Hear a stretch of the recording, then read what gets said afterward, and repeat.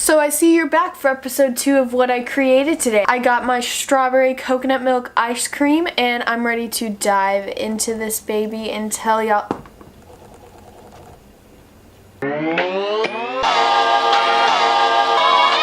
That's just a representation of my life. Oh my god. It's so delicious. They literally name it spot on correct. So delicious. So everything that I'm going to show you guys today isn't necessarily something that I created, but it is something that is created by other people, and just your regular artsy stuff. First order of business today was I picked up my boyfriend from his house and he wanted to go into the ceramic studio today with me to try and attempt to learn wheel throwing. But to our surprise, there was a street fair going on, and every Saturday there is a farmer's market. But the street fair is a once-a-year thing, so we decided to go ahead and check it out. We walked over and turns out that it was a street fair called Arts in Auto.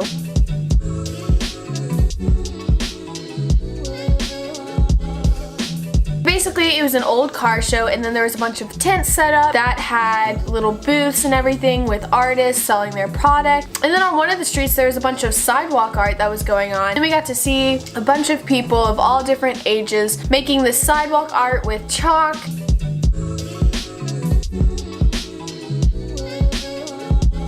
And then there was a car you could ride on with chalk, and so I thought that was pretty neat. Neato! Then after walking around the street fair for a bit, we decided to walk on over to the farmer's market because they were right next to each other. We didn't spend a lot of time there, but we picked up this awesome kombucha. We got the mango tango flavor. The guy made all of the kombucha himself, and it was super delicious, gave us a little bit of an energy boost before going into the studio.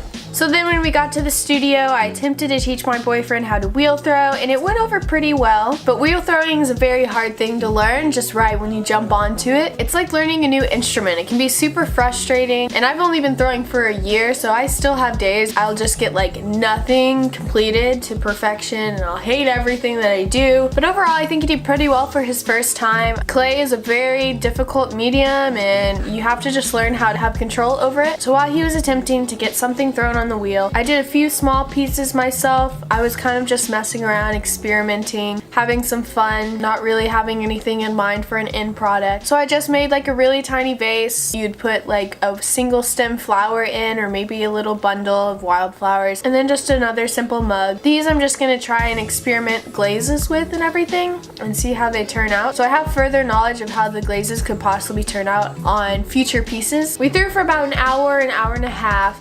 And after that, we were kind of burnt out on wheel throwing, so I decided that we could do some hand building. At the end of the semester, I came up with this technique of texturing my ceramic pieces with actual bark, and I know that this is not some new revolutionary thing, but it's something that I began to experiment with. I really liked the randomness of the texture because it was different pieces of wood, so everything came out differently, and it wasn't just like some mold that it was the same stamped print over and over. I started experimenting with that process about the last 3 weeks of classes, so I was kind of like cut short on furthering exploring that. So I decided to pick that up again, and I'm gonna push it further and see what I can make of it. This is actually the only surviving piece that came from that experimentation. I raku fire these, so whatever doesn't have a glaze on it, it turns to ash black, because what you do, you put this in a raku specified kiln, and then once you take it out, it's like super hot, so you're taking it out with tongs and fireproof gloves, and then you put it either out in the open and it'll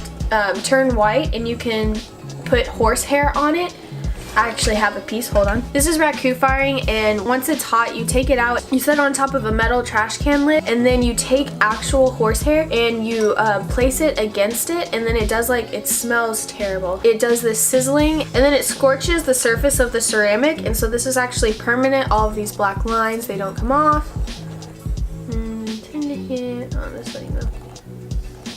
So yeah, it's a super It's a super cool process. Everything that isn't touched by horsehair will be white. So I love raku firing because it's a more hands-on process, and instead of when you're just like regular firing and you put it in a kiln, wait hours, and then you glaze it and put it in a different kiln and wait hours for that, and you don't really get to like see what's happening. But with raku firing, you're taking it out of the kiln when it's still like super hot, and then you can either put it inside of a trash can and then you throw newspaper or wood chunks on top of it, and any part that has glaze on it will be like this super iridescent. Like look at that. You can't really see, but the glaze is like crackled. On the other pieces that I did, I like mixed glazes on top of one another, and so when you would like shift it with the light, the color of the glaze would shift too. But any part that doesn't have a glaze turns to like this ash black. I love the contrast of the glaze and the ash black, and it just looks like super cool. Like the more you look at it, the more you see, and it's so great. The only downside to raku firing is that it's not food safe, but it makes for super cool trays. You can also make vases. Yeah. This is another raku fire piece that I did. Another downside is that sometimes when you're doing like glazes, you can throw in the wood chunks and then they stick to the glaze, so it comes out like this. It's just super iridescent, and it's very like unpredictable and like random.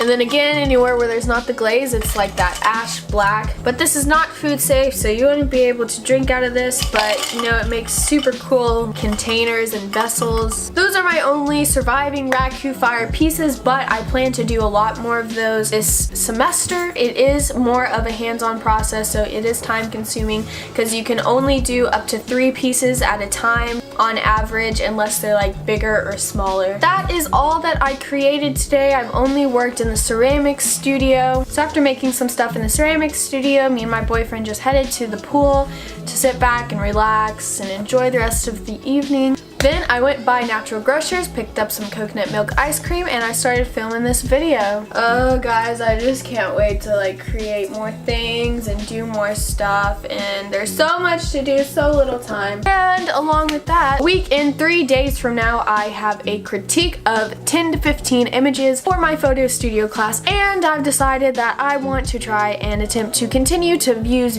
a view camera, which if you don't know what a view camera is, it is one of those classic old-time cameras that you literally put the hood over yourself and it takes forever just for one picture. I am screwed. It's gonna be a fun week, guys, but I'm gonna push through, power through, hopefully get everything that I need done, along with creating more content for you guys. So I've got a very busy week ahead of me. Lots of stuff to make, lots of things to read, so many things to read. I've been reading so much lately. Too much lately. So like I'm educating myself about the wrong things in this world way too much that I'm like freaking myself out. I'm reading about like vitamins and everything. I just found out last night that I was taking way too high of a dosage of a vitamin that I did not need that much of.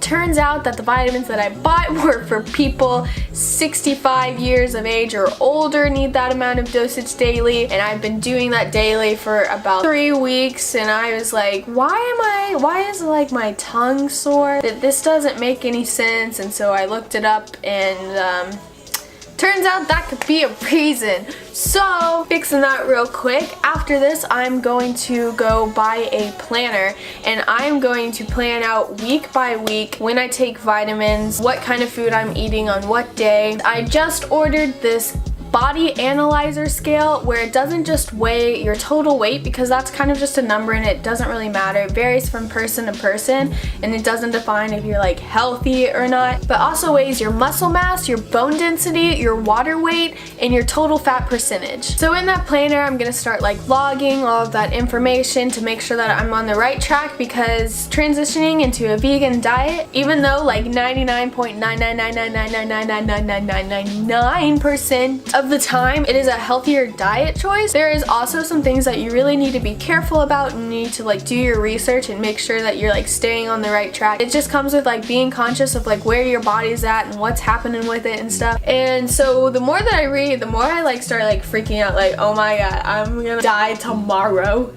So I probably need to like ease up on those readings and stuff. I'm just like going hard right now and like educating myself as much as I can so that for the next like 30 to 50 years I can kind of just like chill out, you know? It's kind of just like learning something new. You have to like educate yourself about it, make mistakes and everything, learn from those mistakes, and then in the future carry on and hope that you do better. So I'm gonna try to stick to this one. I'll keep you guys updated on that. Maybe like do a tutorial of stuff that like works out for me, and maybe show you guys how to become more organized if I can get there myself. He was being super loud and annoying and like foraging through boxes when I was filming this whole video, but of course whenever I bring him like into the video and want him to be active, he's just like dead. Thank you for watching. Just remember to stay reckless, and I hope to see you guys in the next video. I mean, I'll be there, but will you be there? You can be there if you subscribe. Like this video if you like what you saw. And I've been making videos twice a week. I hope to keep that up for as long as my schedule allows me to, and if I become too busy, then I'll reduce it to once a week, but for now it's twice a week. Double the Anna, double the fun, am I right?